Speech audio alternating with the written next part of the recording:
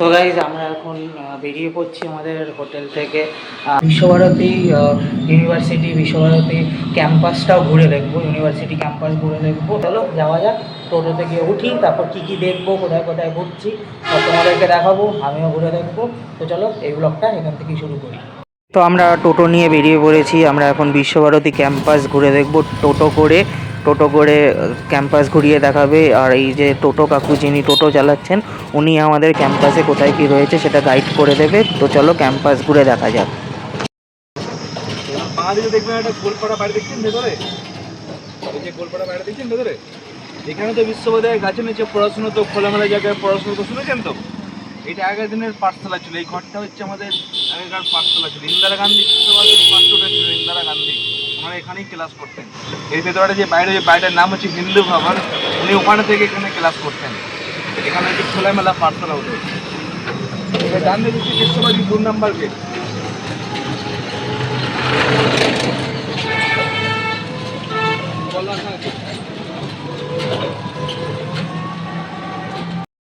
এটা হচ্ছে Visva Bharati central library, মানে স্টুডেন্টদের জন্য একটা লাইব্রেরি বিশ্বভারতী সেন্ট্রাল। আর ডান দিকে হচ্ছে বিশ্বভারতী সেন্ট্রাল মেন অফিস। এইখান থেকে অনলাইনে সব ফর্ম ছাড়া হয়, যারা বাইরে থেকে পড়াশোনা করতে আসে এখানে ওই অফিস থেকে ছাড়া হয়। এখানে 80% নর্থ বেঙ্গল স্টুডেন্ট আছে, নেপাল, ভুটান, চায়না, ফরেন সব আছে এখানে, বুঝেছেন। টোটালটা হচ্ছে হেরিটেজ কমপ্লেক্স, ভেতরে টুরিস্ট নট এলাও। শান্তিনিকেতনে যে পৌষ মেলা হয় শুনেছেন তো, এই বড় মাঠটার মধ্যে মেলাটা হয় 7ই পৌষ 23 ডিসেম্বর, এই মাঠটার মধ্যে মেলাটা হয়। আপনার রুমের সামনে যে বড় গেটটা দেখলেন, মেলার মাঠের মেন গেটটাই।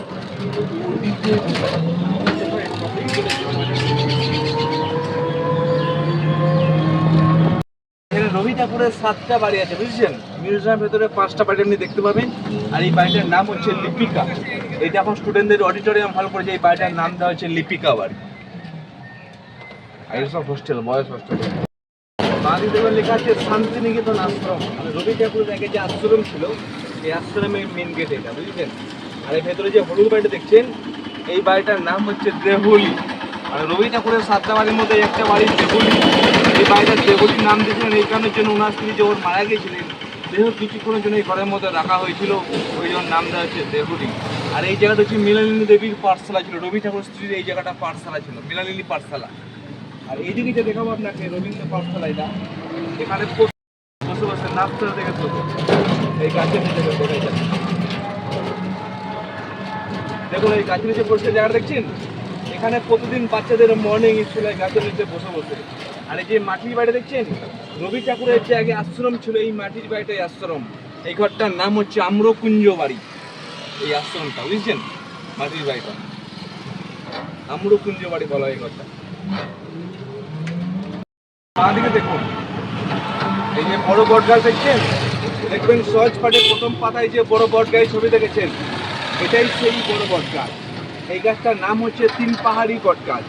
এই গাছ নিয়ে রবীন্দ্রনাথ কবিতা লিখেছিলেন, কুমোর পাড়ার গরুর গাড়ি বোঝাই করা কলসে, যে কবিতা পড়েছেন, এই 3 পাহাড়ের নিচে বসে বসে লিখেছিলেন।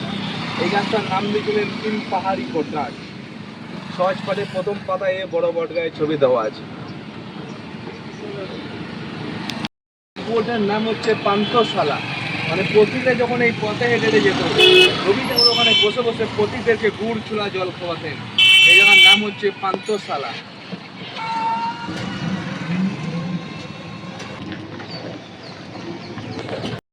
বাড়ির মাঝে দেখুন একটা তাল গাছ আছে, যে তাল গাছ এক পায়ে দাঁড়িয়ে যে কবিতা পড়েছেন সেটা উল্লেখ করে পরে এই ঘরটা বানানো হয়েছে। এই ঘরটার নাম হচ্ছে তালুকধ্বজ বাড়ি, তালধ্বজ এই ঘরটার নাম। মানে যে কবিতা হিসাবে থাকবে বলে স্মৃতি হিসাবে ওই জন্য বানানো হয়েছে পরে এটা, তাল গাছ এক পায়ে দাঁড়িয়ে, বুঝেছেন তো। মানে পুরো সহজ পাঠটা আপনি এখানে দেখতে পাবেন, যেগুলো বইয়ে পড়েছেন।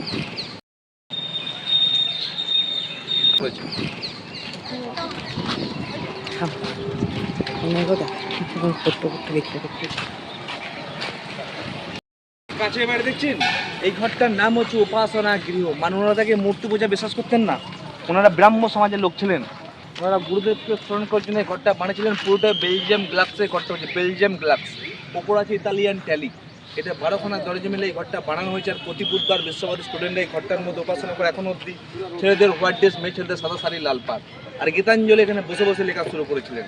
এখানে 22 শ্রাবণ 25শে বৈশাখ যদি আসেন, সাদা ড্রেস পরলে ভেতরে ঢুকতে পারবে।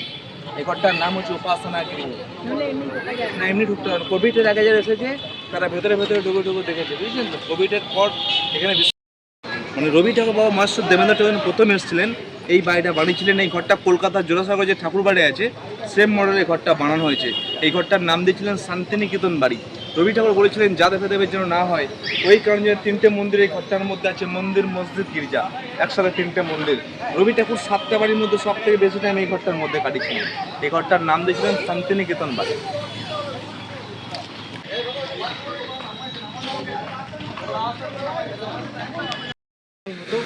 আমার বন্ধ আছে, এটা বড় মাঠে এখন হ্যাঁ না ওইটাতে দোল হয় না, দোলটা ভেতরে মাঠে হয়, মেলাটা ওখানে। এটা পুরনো মেলার মাঠ। হ্যাঁ পুরোনো মেলা। এটা হচ্ছে শান্তিনিকেতনের মেইন জায়গা, বুঝছেন। শান্তিনিকেতনের মেইন জায়গা এই জায়গাটা।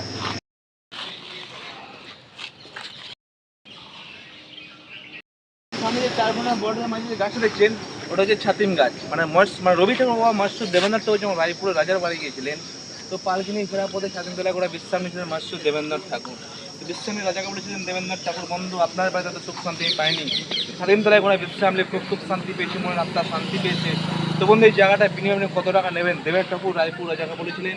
তো রাজা বলেছিলেন আপনাকে বিনা পয়সায় দিয়ে দেবো। দেবেন ঠাকুর ব্রাহ্ম সমাজের লোক ছিলেন, উনি বলেছিলেন 16 আনা। তখনকার দিনে 1 টাকা খাজনা দিয়ে এখানে 20 বিঘা জায়গা নিয়েছিলেন রায়পুরের রাজার কাছ থেকে। পেছনে যে মাঠটা আছে দোল উৎসব হওয়ার আগে ফার্স্ট অনুষ্ঠানটা ওই মাঠই হয়, তারপরে বড় মাঠে গিয়ে দোল উৎসব খেলা হয়। আমাদের যে জাতীয় সঙ্গীত আছে জনগণে মানাদি নায়ক জয় হে, ছাতিমতলায় বসে বসে লিখেছিলেন। আর যেন গাছটা দেখছেন পুরোনো গাছটা মারা যায়, তো নতুন করে ছাতিম গাছ ওই জায়গাতেই বসানো হয়েছে মাঝেরটাই। হ্যাঁ, আর পাশে যে বেদির মতো করে জায়গাটা দেখছেন, রবি ঠাকুর যখন শিক্ষা শুরু করেছিলেন প্রথম 5টা বাচ্চা ছেলে এখানে বসে বসে শিক্ষা শুরু করেছিলেন। শান্তিনিকেতনের মেন জায়গা এটাই। আমরা এখন এখানে এই যে রবীন্দ্র ভবনের ভিতরে ঢুকবো। এখানে রবীন্দ্রনাথের 5টা বাড়ি রয়েছে, তার ছেলের বাড়ি রয়েছে। তো এই একটা মিউজিয়াম মতো করা রয়েছে, মিউজিয়ামের ভিতরে ছবি ভিডিও কিছু তুলতে দেয়নি। তো আমরা অন্যান্য বাড়িগুলো দেখি। আর রবীন্দ্রনাথের ছেলের বাড়ি রয়েছে, মানে রথীন্দ্রনাথের বাড়ি রয়েছে, রবীন্দ্রনাথের গাড়ি, ব্যবহৃত গাড়ি রয়েছে। তো এইখানে রবীন্দ্রনাথের আরেকটা বাড়ি রয়েছে। তো এই বাড়িটা এটা মিউজিয়াম করা হয়েছে। আর এই দিকে এই যে সামনের দিকে এগিয়ে গেলে আমরা এখানে দেখতে পারবো। তো এই যে এই বাড়িটা সুজাতা বলে এই বাড়িটা মিউজিয়াম করা রয়েছে। এটার ভিতরে অনেক কিছুই রয়েছে। তো তোমরা এসে মিউজিয়ামটা দেখে নিও, এটা ছবি ভিডিও কিছু করতে দেয়নি। তো আমরা এখন এদিকে আরও এগিয়ে যাব, এদিকে আরও অনেক দেখার জিনিস আছে। তো আমরা আস্তে আস্তে এদিকে এগিয়ে যাচ্ছি।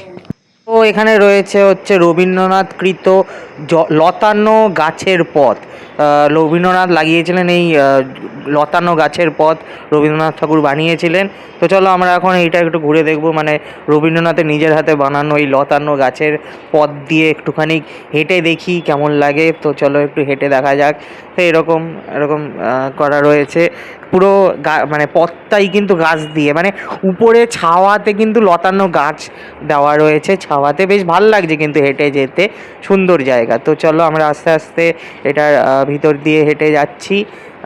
তো বেশ ভালো কিন্তু, মানে রবীন্দ্রনাথ নিজের হাতে বানিয়েছিলেন এই লতানো গাছের পথ। তো এটা যেতে কিন্তু দারুণ লাগছে। তো চলো ভালো, এই অবধি যেতে দেবে, আর যেতে দেবে না। বেশ ভালো, বেশ ভালো। আচ্ছা, এই সাদা যে এই যে বড় বাড়িটা, এটা হচ্ছে রবীন্দ্রনাথের ছেলে রথীন্দ্রনাথ ঠাকুরের বাড়ি। তো এই 3তলা বাড়িটা রথীন্দ্রনাথ ঠাকুর থাকতেন, রবীন্দ্রনাথের বড় ছেলে রথীন্দ্রনাথ ঠাকুর থাকতেন। তো চলো একটু বাড়ির ভিতরে ঢুকে দেখা যাক। তো বাড়ির ভিতরে কিন্তু এরকম আসবাবপত্র সুন্দর করে সাজানো রয়েছে। রবীন্দ্রনাথ ঠাকুরের ছেলের বাড়ির ভিতরটা ঠিক এরকম। এই যে রবীন্দ্রনাথ ঠাকুরের ছেলের বাড়ি, রথীন্দ্রনাথ ঠাকুরের বাড়ি।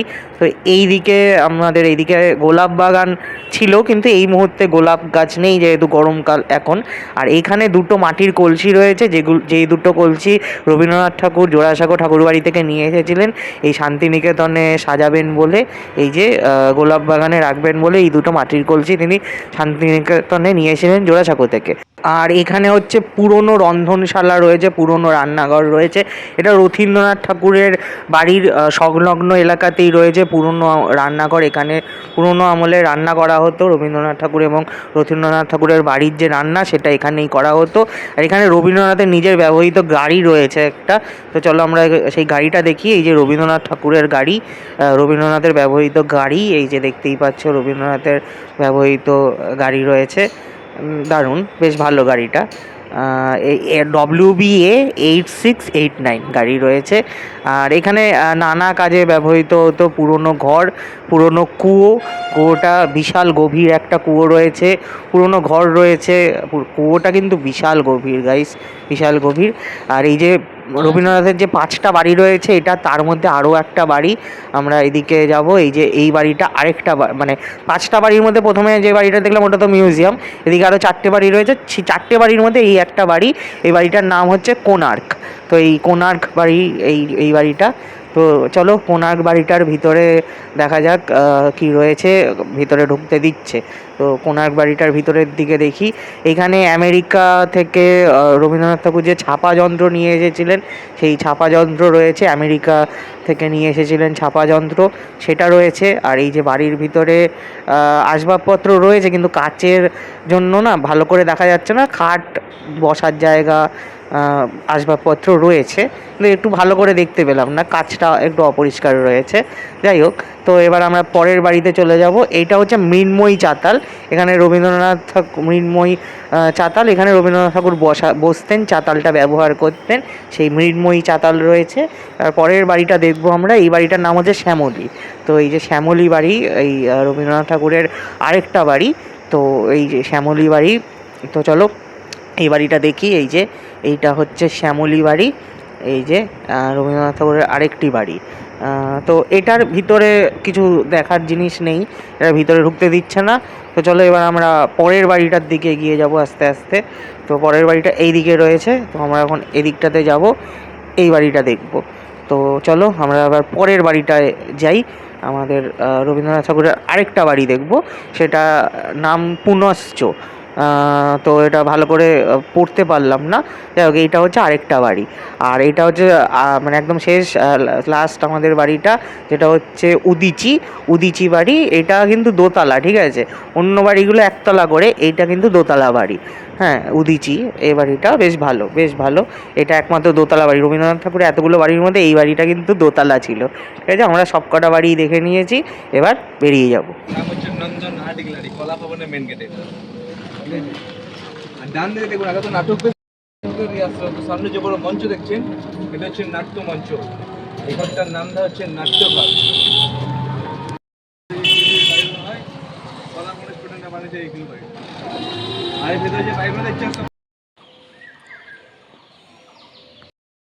কাজে বাচ্চারা পেছন থেকে মাসির শাড়ি আঁচল টেনে বলছে আমিও তোমাদের সাথে যাবো। কিন্তু মাকে বললো তো মা মারবে, ওই জন্য মাসির শাড়ি আঁচল টেনে বাচ্চারা বলছে আমিও তোমাদের সাথে যাবো। কলা ভবনের 2 নম্বর গেট এখানে শেষ হলো। ডান দিকে দেখেন গাছের নিচে বেদির মতো অনেক জায়গা দেখতে পাবেন। বিশ্বভারতী গাছের নিচে বড়দের এসব যেহেতু পড়াশুনো হতো, কোভিডের পর থেকে 2টো গেট বন্ধ করে দেওয়া হয়েছে। ভেতরে আর বড়দের পড়াশোনা গাছের নিচে ইউনিভার্সিটির ভেতরে বাচ্চাদের মর্নিং স্কুল ওখানে হয়। এটা হচ্ছে সঙ্গীত ভবন ইউনিভার্সিটি মেন গেট, যারা সঙ্গীত নিয়ে পড়াশোনা করে, নাচা গানা ড্রামা সব ভেতরে সঙ্গীত ভবন। সঙ্গীত ভবন ইউনিভার্সিটি মেন গেট।